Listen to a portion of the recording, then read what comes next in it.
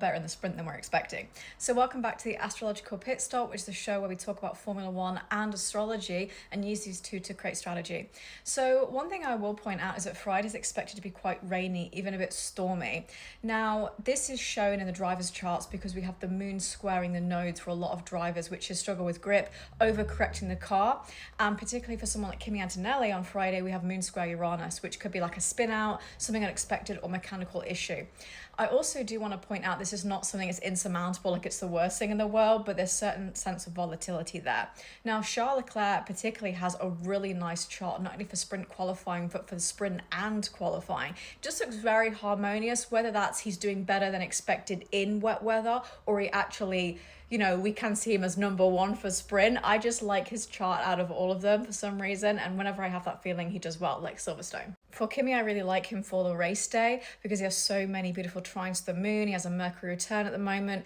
We also have this exact moon-Mercury conjunction. It's just really good for working harmoniously with your engineer and also just feeling like you're listening to the feedback. It's very analytical, something that he does very well in. I know a lot of people are expecting Max to do really well at this track because it's his home race, but I do see a lot of tension, a lot of squares, a lot of pressure. That can also be emotional pressure too.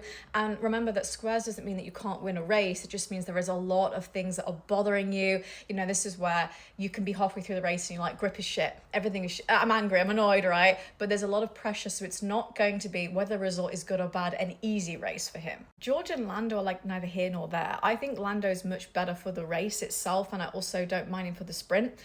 There's some tension in his chart, so again, I feel like for him, he's very steady, very practical, but doesn't have the pace. George is sort of like as good as he is bad. I don't necessarily think the sprint is as good for him, but the race is nicer. The problem I see in his chart is overcorrecting the car like crazy and also overestimating what he can do with the grip he has. So there is a lot of energy for all the drivers in that regard, but George especially. For Lewis Hamilton, we have a moon conjunct Uranus in sprint qualifying. So I don't necessarily like this. We actually had this for him last race when he got a penalty in qualifying and he later found out about it.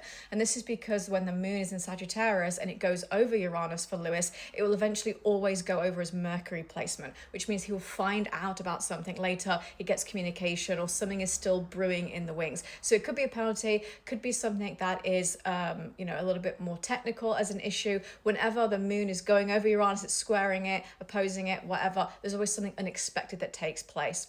I like him much better for the sprint race itself, and I don't mind him for the race. The only thing I would say is moon conjunct Neptune is a little bit lazy, a little bit not on the ball, so it's likely that I didn't even see that, and it's like, well, you need to keep your senses sharp here.